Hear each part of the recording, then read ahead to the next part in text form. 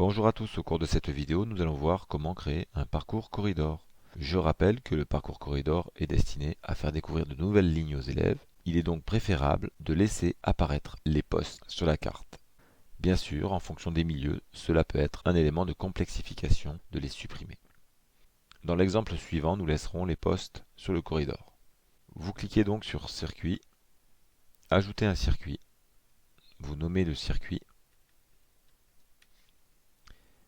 le type de circuit, vous cliquez sur Course au score et vous validez.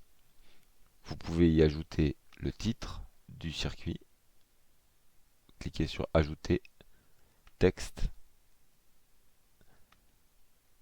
et nom du circuit, vous validez, vous positionnez votre titre. Vous pouvez également ajouter les définitions, les descriptions.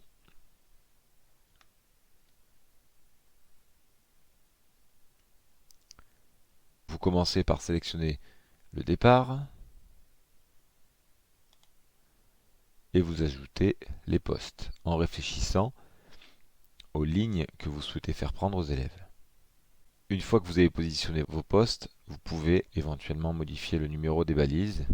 Sur un parcours score, il est possible d'attribuer des points à chaque balise, ce qui vous permettra de changer l'ordre des balises. Ainsi, je veux que ma 42 soit mon numéro 1, du coup, je vais écrire 1.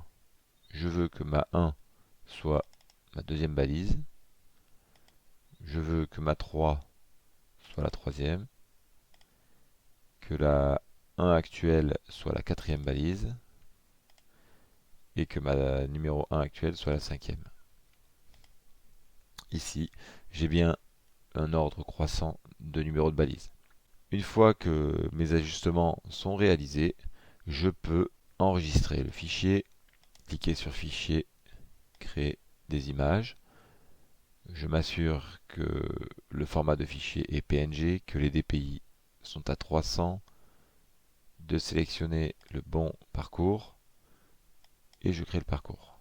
Une fois que mon parcours corridor est créé, je clique droit avec la souris, puis je vais dans Ouvrir avec, je sélectionne paint.net.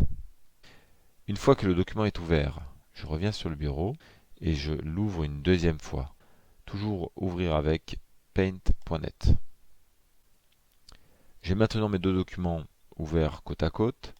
Je vais sélectionner celui de droite et je vais supprimer les éléments de la carte qui ne m'intéressent pas pour le corridor.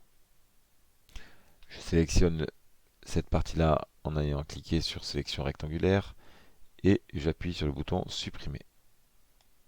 Des damés apparaissent, c'est normal puisque c'est une image en PNG et ces éléments transparents disparaîtront lorsque je ferai un export en format PDF ou JPEG. Une fois que j'ai supprimé tous les éléments qui ne m'intéressaient pas pour ma carte, je reviens sur la première carte, je zoome sur la zone qui m'intéresse et je vais utiliser l'outil de sélection lasso. Je vais d'abord créer, construire le bord extérieur de mon couloir, de mon corridor. Donc, je sélectionne les éléments sur lesquels les élèves doivent s'appuyer pour trouver les balises. Je le fais en ayant réfléchi au préalable au cheminement des élèves. Une fois que c'est réalisé, j'effectue un CTRL-C. Pour copier, je vais sur ma carte et je fais un CTRL-V pour coller. Une fois l'élément collé, je peux redimensionner cet élément. Si je veux garder la légende, je la sélectionne.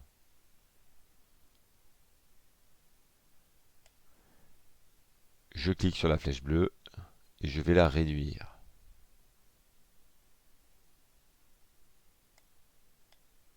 Je vais la positionner en haut de la carte, ce qui me permettra de la conserver. Je sélectionne avec l'outil rectangulaire les éléments que je souhaite supprimer, puisque je fais le choix de garder la légende.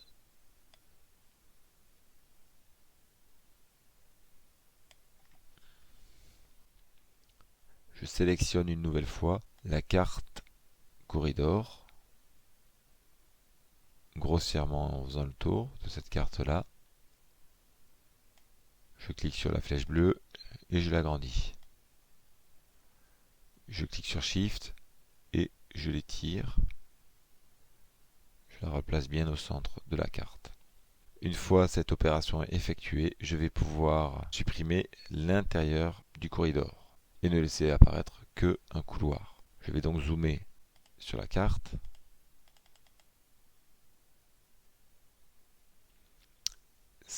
Cliquer sur l'outil de sélection lasso et laisser apparaître qu'un couloir qui sera le guide pour les élèves. Une fois ma sélection réalisée, je la supprime et nous pouvons voir que la carte est uniquement un couloir. Les élèves vont devoir donc découvrir de nouvelles lignes. Pour finaliser ma carte, je vais maintenant sélectionner la fin du cadre en bas. Je clique sur la flèche bleue et je vais l'ajouter en bas de ma carte. Une fois réalisé, je peux supprimer le reste des éléments de la carte.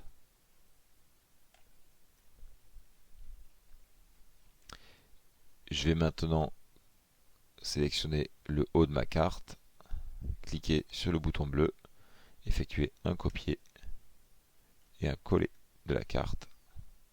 Je déplace l'élément collé. J'ai maintenant deux cartes. Une fois que les cartes sont terminées, je clique sur Fichier, Enregistrer sous. Je sélectionne le format souhaité, JPEG, et j'enregistre. Je valide.